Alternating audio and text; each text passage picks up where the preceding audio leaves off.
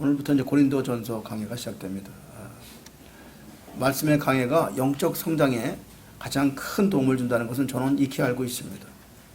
예화도 좋고 간증도 좋은데요, 가장 좋은 것이 말씀 강해입니다. 말씀 강해보다 더 유익한 것은 없다고 저는 경험적으로 확실하고 있습니다. 사실 우리는 말씀을 배우지 않으면 모두가 멸망합니다. 그러므로 비록 적은 성도가 있을지라도 우리 모두가 말씀을 다하고 강하게 무정하여서 수요 성경, 강해 성경마다 큰 부흥이 일어나기를 축원드립니다. 전 초창기부터 저는 이 강해 성경을 지금까지 쭉 10년 동안 해왔습니다. 오늘 먼저 고린도 교회에서 일어났던 당시의 그 상황을 기억하면서 오늘 말씀을 증거하겠습니다. 고린도 교회는 이제 어떤 문제가 있었냐면요, 가장 중요한 문제가 있었는데요, 인간의 본성인 죄가 그들 안에 남아 있어서 그들 문제가 가장 큰 문제는 복종하기 싫어하는 강한 고집과 교만이 고린도 교회의 팽배였습니다. 그래서 고린도 교회의 문제는 뭐냐? 복종의 문제였습니다. 오늘도 우리가 동일합니다. 그래서 교회는 다 동일하죠. 그래서 인간은 본성적으로 내가 하기 싫은 건 절대 하지 않습니다. 우리가 예수를 믿었다고 해서 실제로 의인되는 것은 아니죠. 바로 의인이 안 되죠. 우리 안에 죄성이 남아있기 때문에 죄의 본성 때문에 우리는 바로 의인이 되지 않고 변화되면서 기질이 바뀌어가는 거죠. 그래서 여기 지금 고린도 교회의 가장 문제가 불순종으로 분열되는 일이 있기 때문에 그렇습니다. 우리 교회는요, 그들이 성숙할 때까지 계속 참고 기다리는 방법밖에 방법이 없습니다. 당시 고린도 교회 분열은 아직 성령님을 체험하지 못하고 성령을 복종하지 못하는 그 본성들이 남아있기 때문에 그들은 아직도 계속 초창기 교회이기 때문에요, 아직 그 교회의 모든 문제가 아주 심각하게 남아있습니다. 그래서 우리가 철저하게 그리스도를 복종한다면 교회 안에 분열은 존재할 수가 없습니다. 그러니까 순종은 분열이 없고 불순종은 분열이 생긴다는 조건이 나타납니다. 그래서 교회 안에 일어나는 모든 문제는 불순종 때문에 고린도 교회에서 성도들이 바울이 얘기하는 것이, 너희들이 그 핵심적인 문제는 바로 불순종으로 말미암아 이 교회가 문제가 생겼다고 가르치고 있습니다. 그래서 목회에서 가장 힘든 부분이 불순종을 가리키는 겁니다. 그래서 고린도 교회는 시기와 분쟁이 극심했습니다. 그래서 바울은 그 육신이 다, 그 원인이 다 육신에서 나왔다고 이렇게 책망하고 있습니다. 고린도전서 3장 3절 다 같이 보겠습니다. 시작. 너희가 아직도 육신에 속한 자로다. 너희 가운데 시기와 분쟁이 있으니 어찌 육신에 속하여 사람을 따라 행함이 아니리요. 시기와 분쟁을 일으키는 자는 아직도 육신 속에 남아있다고 바울은 말하고 있습니다. 고린도 교회의 문제는 또한 한 가지 파벌이 있었습니다. 친교 시간에 부자는 부자끼리 식사하고 가난한 사람은 가난한 사람끼리 식사를 했습니다. 잘 보면 요새 지금 현재 교회가 비슷하죠. 네, 똑같죠. 근데 부자들의 문제는요, 가난한 사람에 거의 관심을 두지 않았습니다. 오늘날 우리 교회가 똑같습니다. 현대 교회와. 그런데 문제는 또 뭐냐? 고린도 교회 그 문제는 그 교회가 그 사실을 알면서 전혀 책망하거나 징계하지 않았다는 거예요. 그러니까 오늘날 또 우리 현대 교회가 또 비슷해. 못하잖아요. 예? 그래서 다 보세요. 책망도 없어. 가난한 사람을 무시해. 부자는 부자끼리 모여. 또 교리면에서 도덕면에서 아주 방종도 허용했습니다. 심지어는 교인들끼리 법정으로 끌고 가는 일들이 비일비재했고요. 그래서 이런 여러 가지 문제 때문에 사도 바울은 성령 안에서 언제나 하나가 되려고 말씀하고 가르치고 있는 것입니다. 그러면 분쟁하는 사람과 우리는 어떤 관계를 유지해야 됩니까? 성령은 이렇게 말씀하고 있습니다. 로마서 16장 17절에 이렇게 답이 나와 있습니다. 형제들아, 내가 너희를 권하노니 너희 교훈을 거스려 분쟁을 일으키고 거치게 하는 자들을 살피고 저에게서 떠나라. 자 보세요. 성경은 뭐라고 했냐면, 분쟁을 일으키는 사람들을 만나면 뭐라고요? 잘 살피고, 살피고 저에게서 떠나라고 했습니다. 해답은 뭐예요? 살피고 떠남입니다. 그렇죠? 그럼 떠난다는 뜻은 무엇입니까? 떠난다는 말은 저 인간은 정말 구제할 수 없어, 저 인간은 정말 못돼서, 저 인간은 상종할 수가 없어, 이런 말입니까? 저의 떠나라는 말은요, 인내하고 잠시 간격을 두라는 말입니다. 인내하고 그 사람과 잠시 간격을 두라. 왜냐하면 분쟁의 씨앗이 비록 우리 지도자라도, 우리 지도자들이라도 그들의 영혼이 우리를 혼란스럽게 했기 때문에 우리마저도 실족할 수가 있습니다, 여러분. 주의 종들도 이런 분쟁 속에 휘말리면요, 우리도 휘말림 속에서 쓰러질 수가 있어요. 그래서 우리는 그 분쟁 속에서 살며시 떠나 있는 것이 지혜로운 것입니다. 어디로 떠나냐? 바로 기도하는 장소로 가야 됩니다. 분쟁이 생기면 우리는 조용히 기도하는 장소로 가서 앉아 있어야 됩니다. 마태복음 12장 25절 시작. 예수께서 저희 생각을 아시고 가라사대 스스로 분쟁하는 나라마다 황폐하여질 것이요 스스로 분쟁하는 동네 집마다 서지 못하리라. 예수님 분쟁하는 나라마다 황폐해진다고 말씀하고 있습니다. 여러분 마음이 즉시 황폐해져서 신실한 사람들조차도 분쟁 속에 동참하게 되면은 그들도 쓰러집니다. 여러분. 그러니까 분쟁이라는 건 뭐예요? 흑과 백이 갈라지는 거죠. 그러니까 목사 쪽과 장로 쪽이 나눠주는 거예요. 그러니까 고린도 교회 사회에서 불화가 계속되는 것이 뭐냐면요, 교회 안에 그룹이 있었어요. 무슨 파 무슨 파. 그러니까 A파가 있으면 A라는 사람들이 배운 A파 그룹, B에서 배운 사람 B파 그룹이 있어서 그 그룹이 교회 안에 서로 우위를 나타내기 위해서 서로 갈등하는 그런 상태가 고린도 교회에 있었습니다. 또한 고린도 교회에서 가장 큰 문제는 도덕성을 서로 자랑할 정도로 상황이 아주 악화되었습니다. 여러분 그 무슨 말씀인지 아시죠? 음란패설하는 교인들이 많은데도 그걸 자랑으로 삼는 거, 그걸 지도하는 사람이 없었고 그걸 자랑스럽게 했어요, 고린도 교회는. 그래서 여러분 성경을 이렇게 말씀하고 있어요. 분쟁하는 나라, 동네, 어느 공동체, 집집마다 교회마다 서지 못한다고 경고하고 있습니다. 그러니까 우리 안에는 너무나 큰 죄성이 있어서 아무리 진리를 많이 안다고 해도 진리에 복종하지 않고 교만이 있으면 고린도통처럼 이렇게 환란이 온다고 이 교회를 통해서 우리에게 지금 제시해주고 있는 것입니다. 자, 그래서 신앙 성숙이라는 뭐예요? 우리가 어떤 때는 불신자 수준으로 수십 년 함께 교회를 떠나도 그들은 절대로 교회에서 변하지가 않고 그렇다고 그를 잘라내서는 또 안 되는 것을 우리가 알고 있습니다. 그래서 그런 사람들을 위해서 우리는 참고 끊임없이 기다려야만 됩니다. 그래서 여러분 미성숙한 사람들은 자신의 변화가 오래 받는 시간에 대해서 남들이 오래 받는다고 그래가지고 내가 저들이 변화가 되지 않는 걸 돼가지고 판단하고 화를 내면 안 되는 거죠. 왜냐하면 나도 많은 시간이 걸렸기 때문에 사람이 변하는 시간은 우리는 많이 참고 기다려야 됩니다. 세상이 끝날 때까지 사람이 변하지 않은 사람이 있는 걸 여러분 아십니까? 그 사람을 우리는 가라지라고 부릅니다. 교회 안에 있습니다. 근데 그들이 누군지는 우리 전혀 알 수가 없습니다. 한 가지, 그들이 비록 가라지라도 우리는 뭐예요? 사명은 끝까지 살피라고 그랬어요. 그렇죠? 끝까지 살피고 잠시 떨어지는 건데 끝까지 살피고 보호해야 되는 것이 우리 교회 사역의 중심입니다. 비록 그들이 가라지랄지라도 우리는 가라지라는 걸 알면서 참고 기다려줘야 돼요. 집주인이 종이 와서 말하되 주여 밭에 좋은 씨를 뿌리지 아니하였나이까? 그런데 가라지가 어디서 생겼나이까? 주인이 이르되 원수가 이렇게 하였구나. 종들이 말하되 그러면 우리가 가서 이것을 뽑기를 원하시나이까? 주인이 이르되 가만두라. 가라지를 뽑다가 곡식까지 뽑힐까 염려하노라. 그렇죠? 그래서 우리는 뭐예요? 둘 다 추수 때까지 함께 자라게 두라.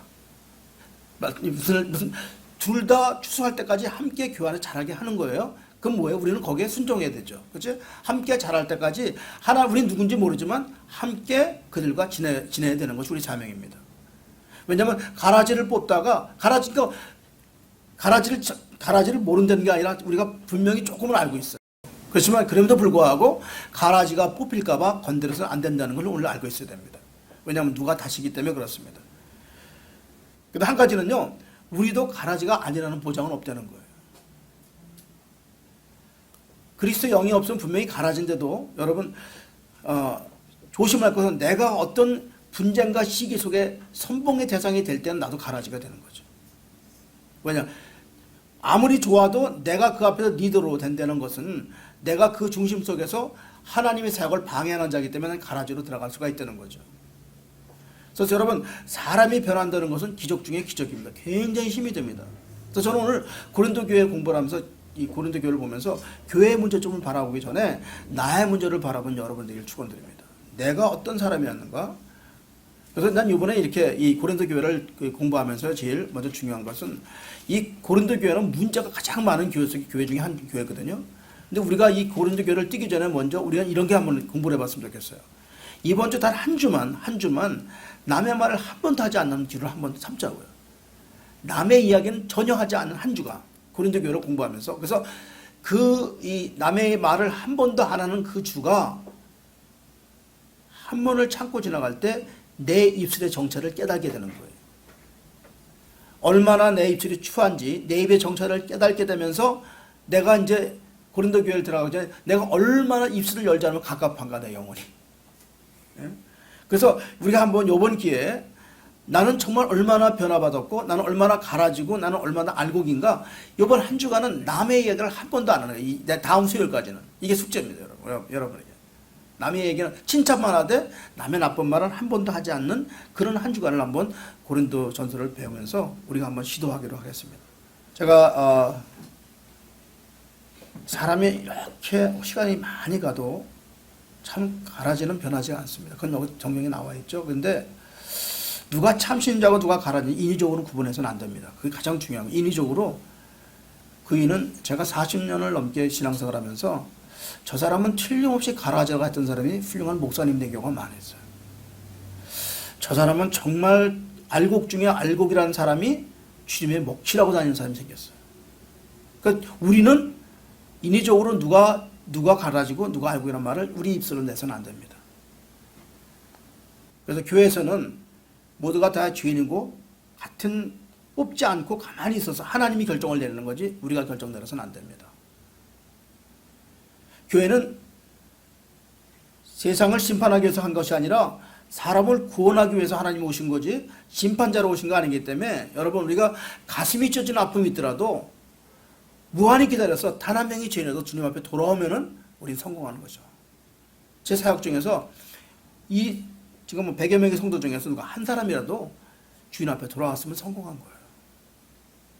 그것을 주님이 기뻐하시고, 고린도전서가 지금 이 주님을 복음을 처음 받은 이 헬라인들이 지금 아주 이 헬라의 전통적인 사상과 가치관 때문에 변화되지가 않고 아주 어려운 상황에 있는 것을 바울이 지금 말하고 있어요. 굉장히 어려운 상황에 있습니다. 그래서 여러분, 이 고린도전서는 사도행전과 차원이 완전히 다른 겁니다. 사도행전은 완전히 준비된 사람들이 가르쳐주고 갈 준비된 사람이면, 고린도전서는 이제 초신자들이 육신을 깨고 나오는 과정의 책이기 때문에 이 책은 굉장히 어려운 책이에요. 책망이 많고 여러분에게 많은 성숙되지 못한 것을 계속 가르쳐주는 그런 책입니다. 이 책은요. 그래서 오늘 고린도전서를 통해서 우리의 삶 속에 성숙하지 못한 그 어떤 그 모습들을 여러분이 제 자신 스스로 발견하는 그런 역사가 이 책을 통해서 일어나기를 축원드립니다. 먼저 고린도 지역을 한번 살펴보겠습니다. 고린도는요, 그리스라는 나라 있죠. 그리스의 남부 지중해 지역에 있습니다. 맨 마른 앞에 있고요. 거긴 이방신들을 많이 섬기는 그런 도시였습니다. 그 중에 아프로티데라는 그 신이 있는데 거기를 섬기는 사람이 많았고요. 바로 그 아프로티데가 여신인데 바로 음란의 신이라고 부릅니다. 이 여신의 영향을 받아서 고린도는 성도덕이 아주 문란하고 타락된 도시였습니다. 그 고린도의 대표적인 성전이 있는데 바로 아프로티데 신전입니다. 바로 그 신전이 성창이라는 곳이죠. 사도 바울이 여기서 약 1년 반을 머물면서 교회를 개척했습니다. 그래서 고린도 교회는요, 지역상 목이 아주 좋고 아주 요충지였습니다. 두 항구가 이렇게 합치는 중간에 있어요. 그래서 그것은 아주 그냥 흔히 요새 말하는 항구는 어떻습니까? 그냥 물건 파는 사람, 흥청거리는 사람, 술집, 창기, 수많은 사람들이 막 몰려드는 그런 장소를 생각하시면 되겠습니다. 아주 우상의 신전들이 가득 찼습니다. 고린도 동시 거기에만 신전이 약 30개가 있었어요. 대형 신전들이. 여기에 이제 한 신전에는 여사제가 약 1000명 있는 곳이 있었습니다. 그게 무슨 말이냐면 그 1000명이 다 창기예요. 그래서 도시로 내려서 율락행이라는 그런 장소가 바로 고린도였습니다. 또한 거기는 놀라지 마시오. 백가트 신전이 있는데 그 옆에서 호모섹스의 본산이 거기 있었어요. 호모섹스. 오늘날 샌프란시스코 생각하시면 될 것 같아요. 타락한 도시. 그래서 우리는 이 타락한 사람은 고린도이라고 부릅니다, 여러분. 음란의 도시, 지금까지도 이 고린도란 말이 타락한 사람들로 말하고 있습니다. 그때가 주후 50년부터 51년 사이가 됩니다. 근데 그 당시에 고린도에는 상당한 유대인들이 밀집 지역이 있었어요. 유대인이 사는 지역이 있었어요. 자, 바울이 그곳에서 누굴 만나냐면 아굴라와 브리스겔라를 만나요. 그들이 거기서 뭘 했냐면 천막 제작 공장을 하고 있었습니다. 거기에 바울이 취직을 했어요. 바로 그 장소가 복음이 선포되는 최초의 고린도의 장소가 됩니다.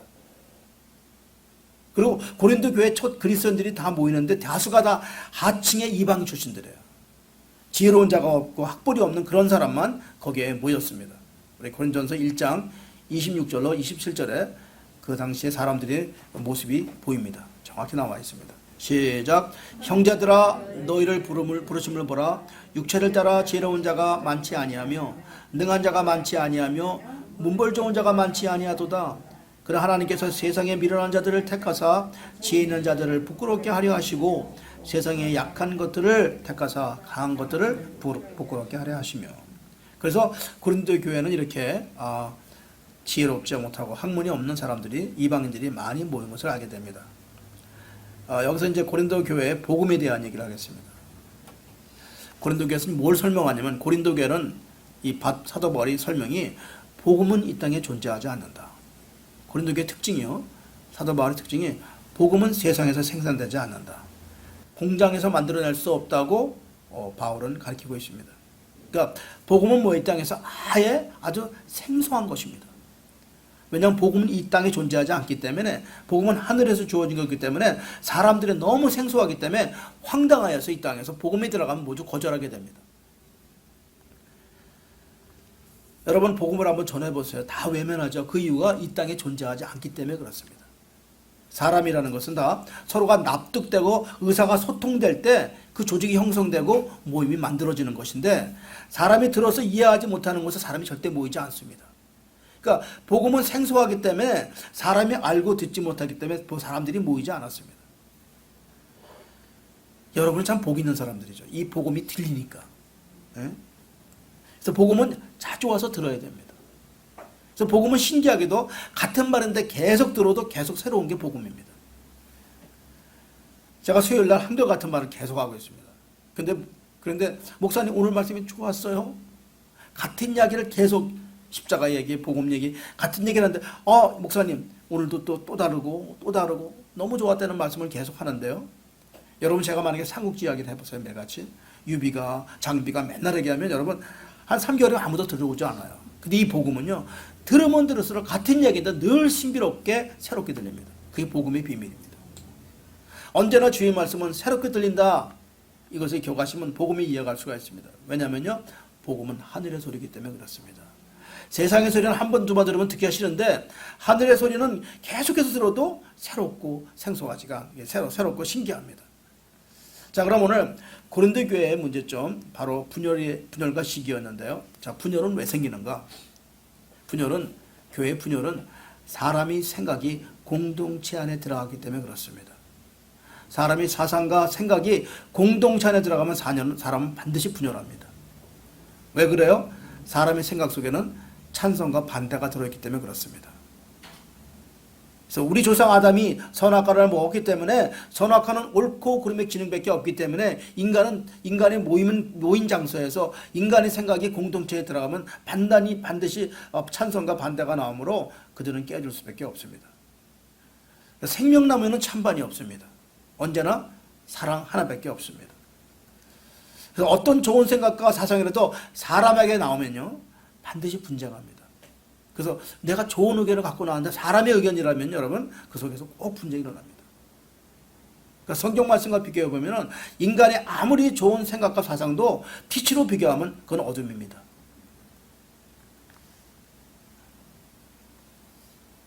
자, 여기서 놀라운 것은 하나님 말씀을 가르치다 보면요 알곡들은 아무리 심하게 질책을 해도 그들은 계속해서 하나가 됩니다.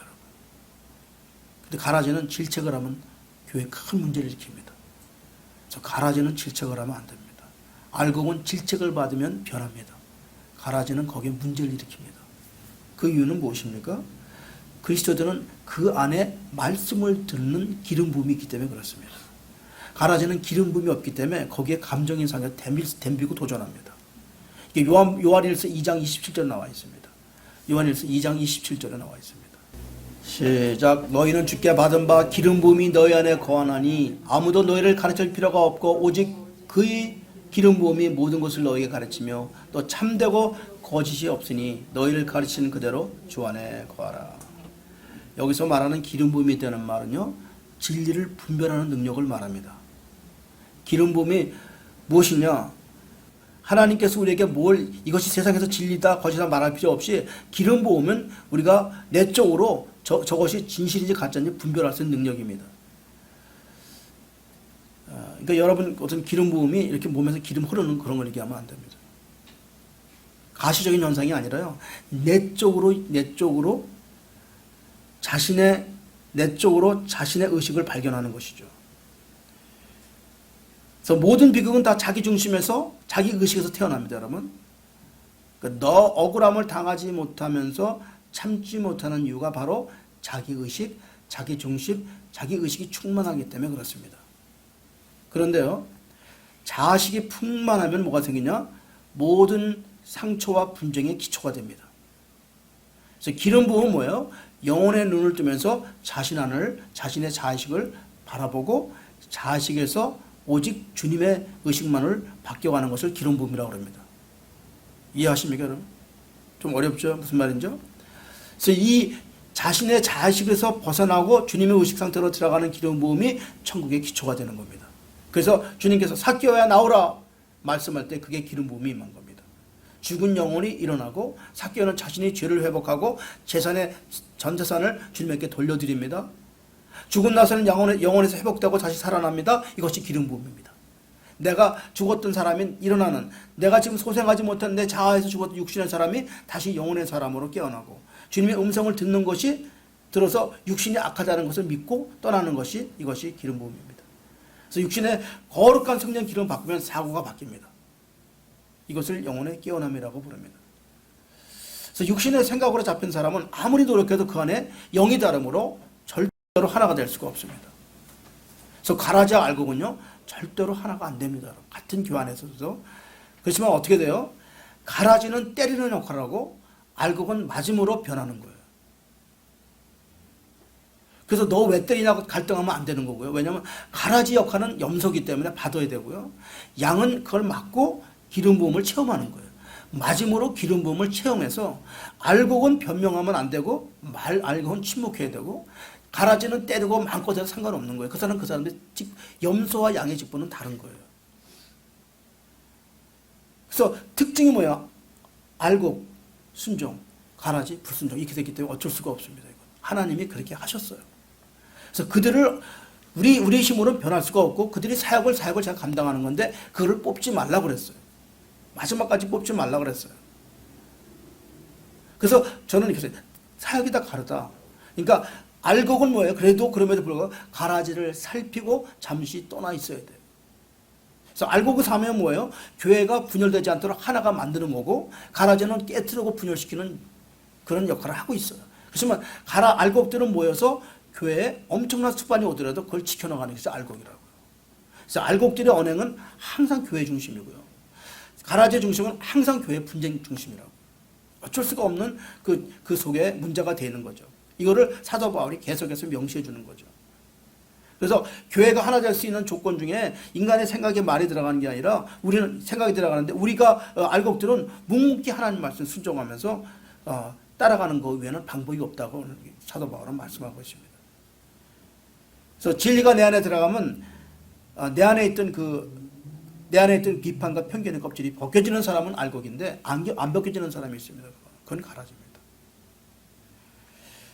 그래서 우리가 왜 연합을 해야 되는지 이제 이해를 한번 보겠어요. 우리가 이제 알곡들은 되게 약한 양들은 약하잖아요. 힘이 없잖아요. 근데 우리가 알곡들이 이렇게 합쳐야 되고 양들이 합쳐야 되는 이유가 인간은 부족하기 때문에 서로 합쳐져 연합을 해야 돼요.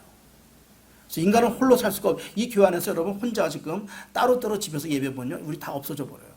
우리 약한 양들이 모여서 함께 예배가 되고 우리가 부족한 부분을 서로 이렇게 하나가 될 때 우리가 하나가 돼서 교회를 이끌어 나갈 수가 있는 것이죠.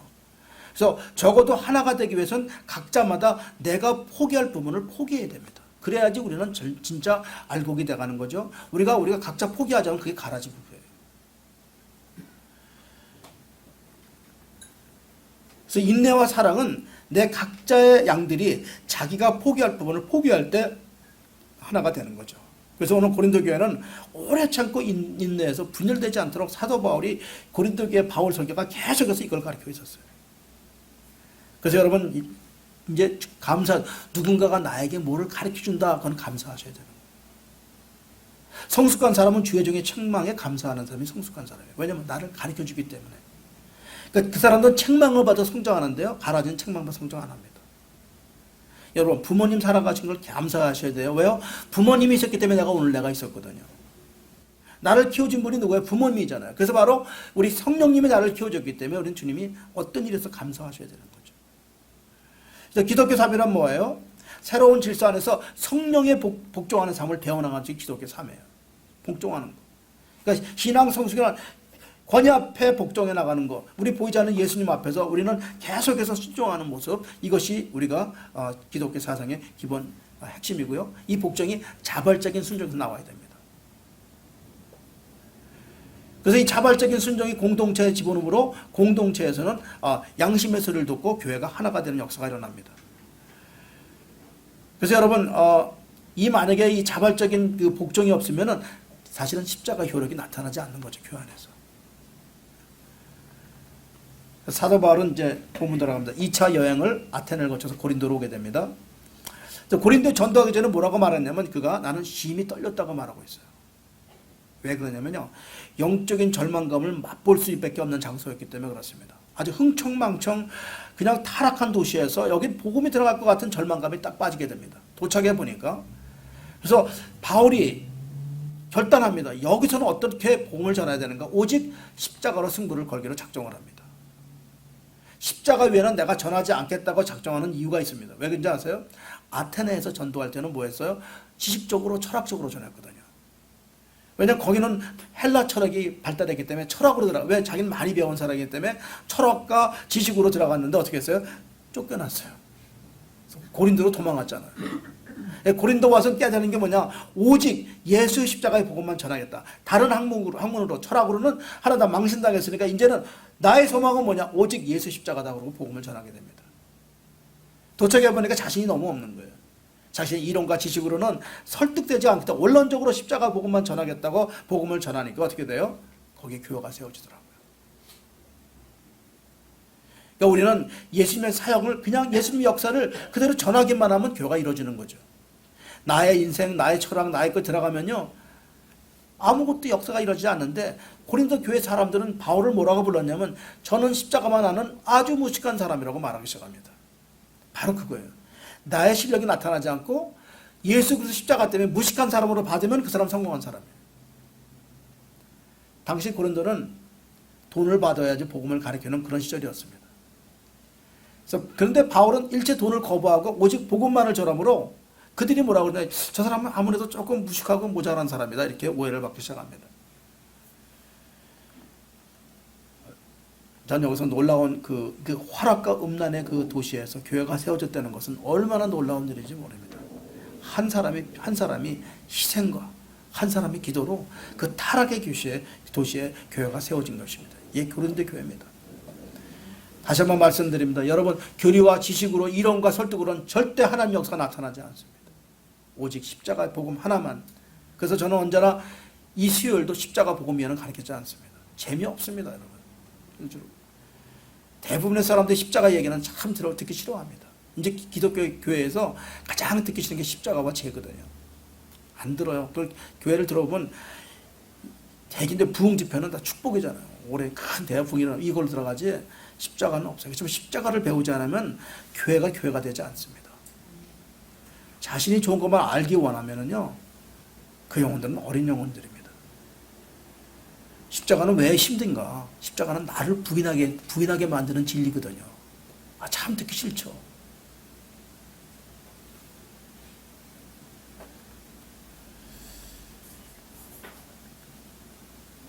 그래서 저는 교회 안에서 전할 것은 오직 십자가다. 그래서 십자가 안에는 7원이 생각납니다. 7원. 십자가 7원이. 7원이 뭐예요? 나도 모르게 7원 속에서는 7원을 들으면 안식이 찾아옵니다. 감동이 찾아옵니다. 안식은 인간 영혼의 아름다운 열매를 맺게 하는데 그 십자가를 보면요, 사실은 속에서 굉장히 귀한 안식이 옵니다. 안식은 우리 영혼에게 힘을 주고요, 주님 앞에서 자연스럽게 됩니다. 여러분, 그래서 이제 우리가 안식 속에서 우리가 추구해야 될 것은 기도와 영적으로 잘 많은 에너지를 성령 충만한 가운데 한마디 분노가 오면은 그 에너지가 즉시 소멸된다는 걸 깨달으세요. 그래서 십자가 그렇게 필요한 거예요. 참으로 어리석은 것이요. 이렇게 기도 생활을 잘하다가 한 번의 분노가 우리 모든 것을 다 소멸시킨다는 걸 기억하시길 바랍니다. 아주 어리석은 일입니다. 그래서 이 어리석은 일을 방지하는 유일한 방법은요, 우리의 혀를 주님에게 맡기는 거예요. 내 혀가 주님의 혀가 되면은 분노가 사라집니다. 그리고 우리 기도에 이루어지는 체험을 체험하게 됩니다. 이제 내 혀로 세상 이야기를 하면 안 됩니다. 이 혀는 이미 하나님께 맡겨진 혀이기 때문에 이 혀로는 비난할 수 없고 판단할 수 없고 오직 하나님이 쓰는 혀이기 때문에 내 마음대로 쓸 수 없는 게 혀고 잠시 주님께 빌린 혀이기 때문에 이 혀로는 세상 걸 사용하면 안 되게 되어 있습니다. 이게 쓴물과 단물에서 우리는 단물만 나가는 입술이 돼야만 됩니다. 그래서 고린도 지역에 타락할 수 없는 그곳에 교회가 세워졌는데요. 교회는 천사들이 모임이 아니라는 것을 읽어보면 증명될 수 있어요. 타락한 사람들이 우르르 몰려와서 교회를 세웠습니다. 타락한 사람을 변화시키는 방법은 오직 보니까 십자가의 복음이 없다는 것을 바울이 말하고 있습니다.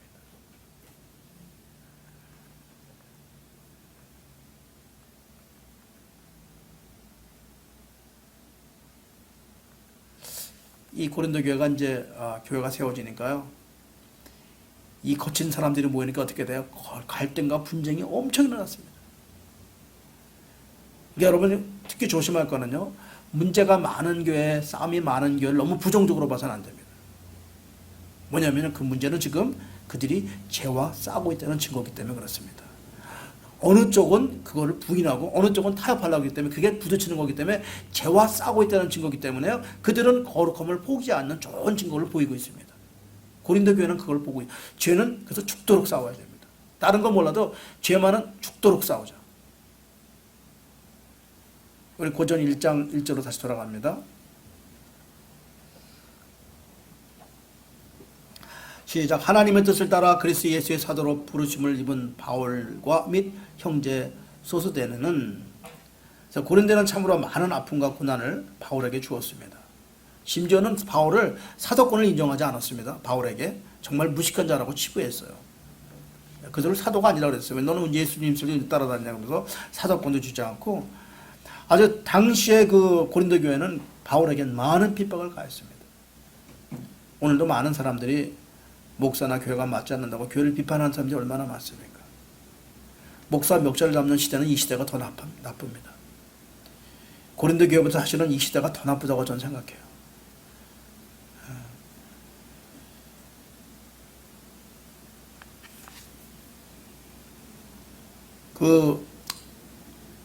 만약에요, 고린도 교회에 바울을 갖다 없애려고 많은 사람이 노력을 했어요. 바울을 없애라. 그래서 이제 만약에 그 악한 지역에 그나마 그 고린도 교회가 없어졌으면요, 고린도님은 망하고 말았습니다. 그것만 망한 것이 아니라 오늘 교회 역사는 망하고 말았습니다. 그럼에도 불구하고 그 타락하는 사람들이 모여서 교회를 세웠기 망정이지, 그래서 그 교회가 유럽 땅에 그 땅에 교회가 세워진 거 아닙니까? 그래서 분쟁의 원인은 뭐예요? 사탄의 역사로서 교회를 없애려 하는 것이 사탄의 목적입니다.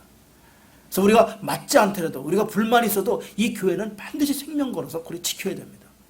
이 교회가 없이는 이 땅에 주님의 역사가 일어나지 않기 때문에 교회는 어떤 교회라도 우리는 반드시 생명을 바쳐서 교회는 지켜야 됩니다. 그것이 고린도 교회에서 오늘 사도 바울이 역사하는 내용이 그렇습니다.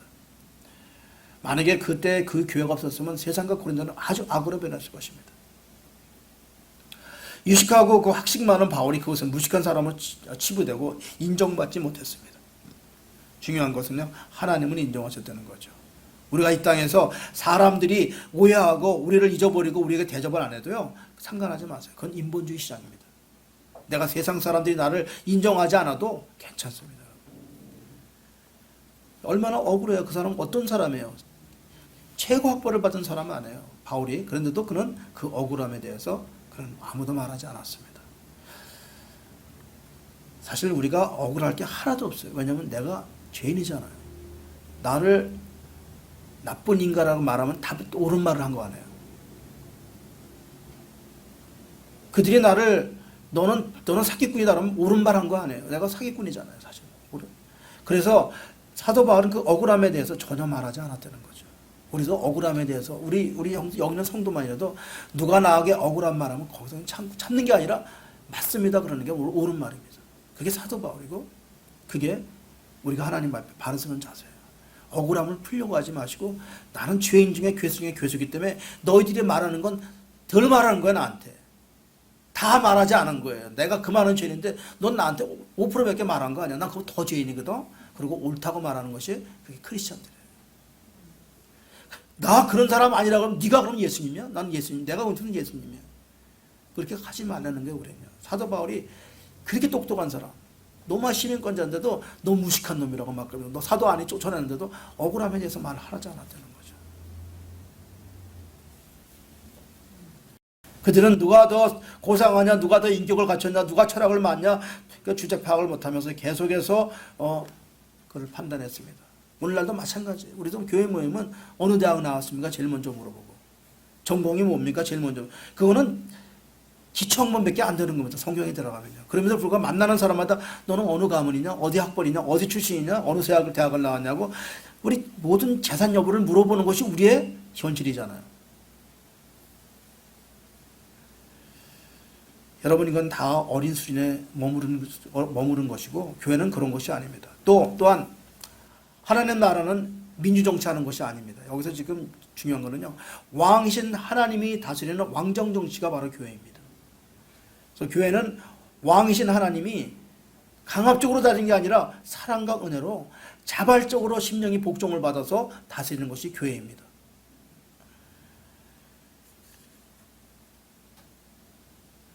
자, 우리 1절에 보면 누가 나오냐면 바울과 형제 소스데네라는 사람이 나옵니다. 그렇죠? 여기서 바울이 고린도 교회 전할 때 그와 함께 했던 회당장을 말하는데요. 바울이 이상한 풍속을 가르친다고 총독에게 고소했을 때 바울 대신 유대인에게 끌려가서 매를 맞은 사람이 이 사람이에요. 소스데네. 이 사람은 유대인 회당의 책임자였는데 이방인들이 바울 때문에 복음을 들어간다 그래가지고 매를 맞을 때 자신이 스스로 가서 바울 대신에 매를 맞아준 사람이에요. 여러분 한국전쟁 때 각 교회마다 목사님들이 안 떠났습니다. 많은 교회. 거기에 1000여 명 교회도 7-8명이 그 교회 남아서 교회를 지켰어요. 그때 이 공산당 그 인민군이 들어왔을 때요. 목사님을 안고 죽은 사람이 수없이 많았어요. 순교자가. 여러분 모르시죠? 순교 역사에 그 목사님을 지키기 위해서 집사 장로님들이 몸을 보호하며 총을 맞아 죽은 사람이 수없이 많았어요. 한국 교회에도. 이게 기독교의 신앙이에요. 몸을 감싸고 죽은 수많은 통계자가 통계에 나와 있습니다. 이게 복음의 힘입니다. 지금 소스데네가 바로 바울을 지키기 위해서 집단 폭행을 당하는 중요한 일을 맡았습니다. 한번 이 사람은 어떤 사람인가? 사도행전 18장 17절을 보겠습니다.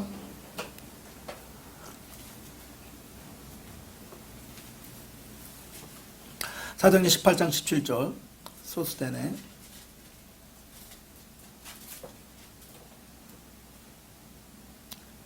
시작. 모든 사람이 회당장 소스데네를 잡아 법정 앞에 때리되 갈리오가 이를 상관하지 아니하니라. 소스데의 뜻은 권세를 힘입어 이런 말이고 편함 이런 말입니다. 편안하다.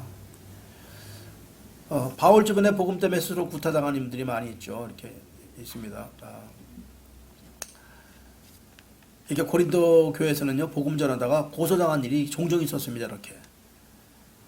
그 중에서 이제 이 고소를 당하고 유대인들이 화가 난 것은 이 복음 때문에 회당 대표자 소스네를 그냥 잡아다가 구타했어요. 왜냐하면 이 사람이 유대교인데 책임자인데 기독교로 개종했기 때문에 그렇습니다.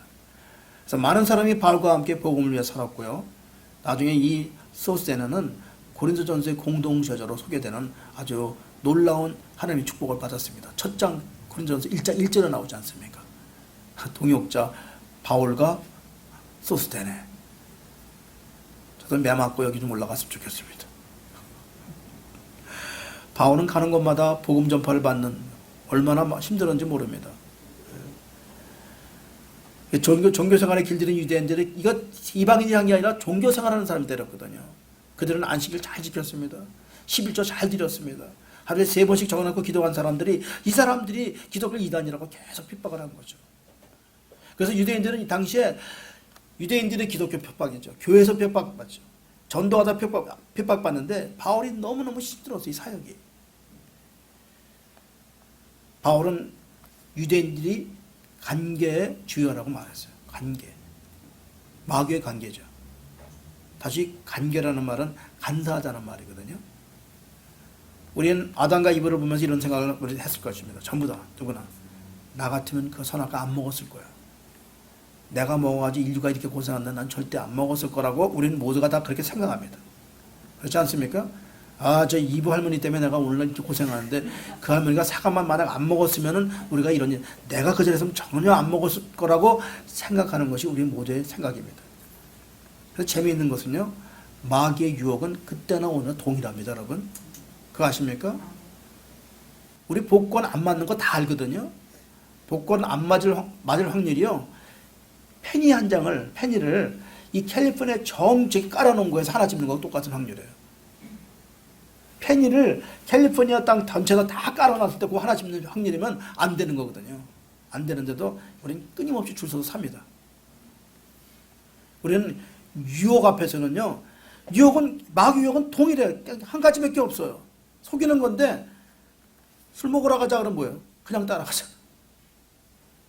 노름 가자 그냥 따라가. 마약 가자 그냥 따라가. 왜? 인간은 유혹을 하면서 따라가기 때문에 아담하고 이브 했을 때 우리 똑같았어요. 우리 따먹었어요. 그거.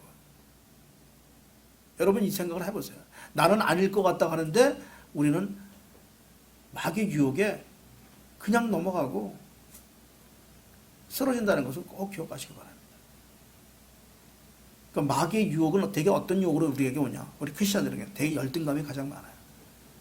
내가 박사학위를 못 받았는데, 교회가 너무 작은데, 상처, 연약한 나, 실패, 병, 가난함, 혈기, 질투 이런 것들이 나한테 파고들어가지고 내가 하나님의 일을 하지 못하게 막는 것이 마귀의 관계입니다. 그런데 이제 우리는 어떻게 되냐? 우리 알곡들은 내 안에 성령님이 들어와서 이기는 방법을 체험하게 했었고, 그걸로 말미암아 우리는 이걸 그 넉넉히 이기면서 나가는 거기 때문에 늘 성령 체험을 하는 사람만이 이 싸움에서 이길 수 있다고 말씀하고 있는 거죠. 이게 고린도 교회에 지금 바울이 전하는 이야기가 이렇습니다. 그래서 바울이 이야기를 전하면서 고린도 교회 책임자들이 많이 변화를 받습니다. 그 중에서 그리스보라는 사람이 또 그리스보라는 사람이 사도행전 18장 18절에 나와 있어요. 제가 읽겠습니다. 회당장 그리스보가 온 지방과 더불어 주를 믿으며 수많은 고린도 사람들도 듣고 믿어 세례를 받더라. 그러니까 수많은 사람들이 계속해서 복음을 듣게 되는데요. 이때 유대교가 초비상에 걸립니다. 아니 어떤 사람이 하나 왔는데 계속해서 복음이 늘어나기 시작하니까 유대인들이 좀 겁이 나기 시작했어요. 바울은 거기서 1년 6개월까지 머물고 전도를 합니다. 1년 6개월 있으면서 그렇게 큰 교회를 만드는 사람은 바울밖에 없을 것 같아요. 1년 6개월에 바울 교회가 그렇게 크게 졌었어요.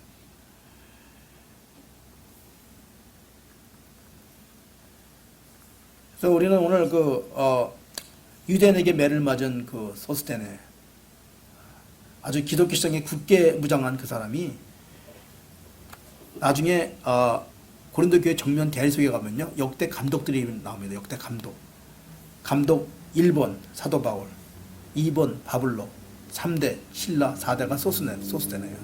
4대 감독을 지나게 됩니다.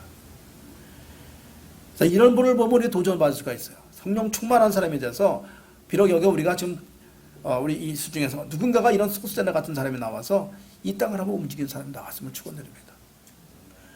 사랑하는 성도 여러분, 우리 마음이 불안할 때는요, 마음이 불안하고 힘들 때는 절대로 움직이지 마세요. 아직 때가 아닌 거거든요. 그리고 항상 우리 목사님들 좀 말씀 잘 하시는데 말을 적게 하세요. 어떤 일을 추진할 때는요, 말을 안 하는 게 가장 좋습니다. 결코 열매를 맺지 못합니다. 그때는 왜 그러냐? 조용히 주님의 음성을 기다려야 되기 때문에 가만히 있어야 됩니다.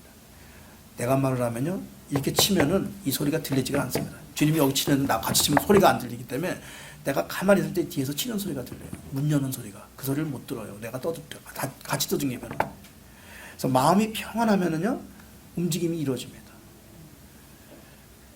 그래서 여러분, 우리를 이끄는 주님 앞에는 두 가지가 있어요. 높임과 굴복이 있습니다. 주님 앞에는 높임과 굴복이라고 있어요. 신앙인은 먼저 주님을 높이기 전에 우리가 굴복이 있어야 되는 거예요. 굴복이 먼저예요. 굴복 안 하고 높이면 가식이에요. 그냥. 내가 완전한 굴복을 당할 때 굴복이 적용이 되면 그때 높임이 나오는 거예요. 무슨 얘기인지 이해가십니까? 그때 하나님께서 놀라운 기적의 역사가 내가 굴복당하고 높일 때 풍성한 열매가 나한테 이루어지는 거예요. 굴복할 때 입이 닫히게 돼 있어요. 또 고린도 교회의 지금 진정한 그 역사는요, 지금 바울이 굴복당하면서 하나님 높일 때 거기서 지금 하나님 놀라운 역사가 거기서 나타나기 시작합니다. 여러분, 이제 고린도 교회 전설을 고린도전서 시작하면서 저는 이렇게 말씀드리고 싶어요. 너무 내 자신을 수치를 감추기 위해서 어두운 곳에 피하지 마세요. 아담이 나무 뒤로 숨은 것처럼 어두운 데 피하지 마세요. 자신을 세우고 자신을 만들어가고 자신을 지키려고 그러면 너무 피곤해서 살 수가 없어요. 나를 스스로 지킨다는 건 참으로 어리석은 거기 때문에 여러분, 어둠 속에서 나를 어떻게 지킵니까?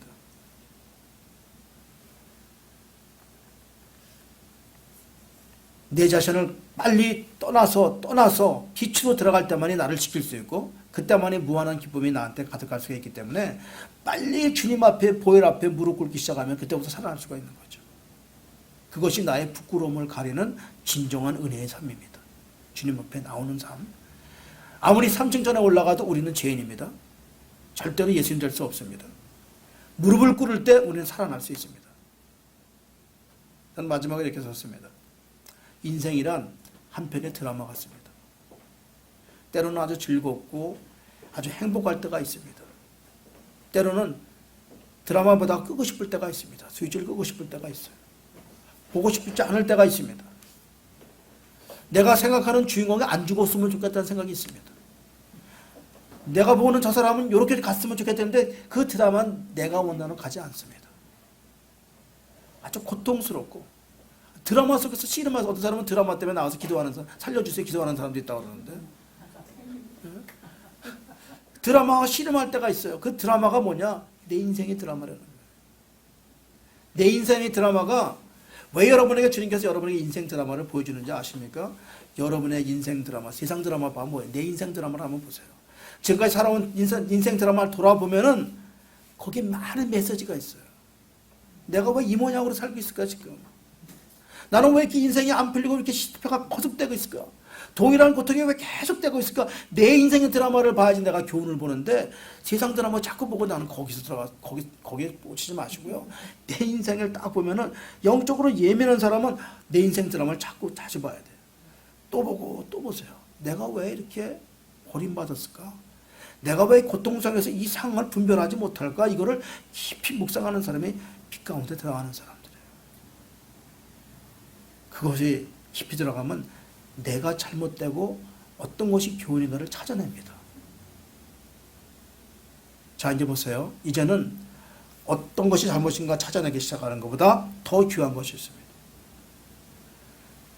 그것은 더 바르고 어떤 것이 진리인가 밝히는 겁니다.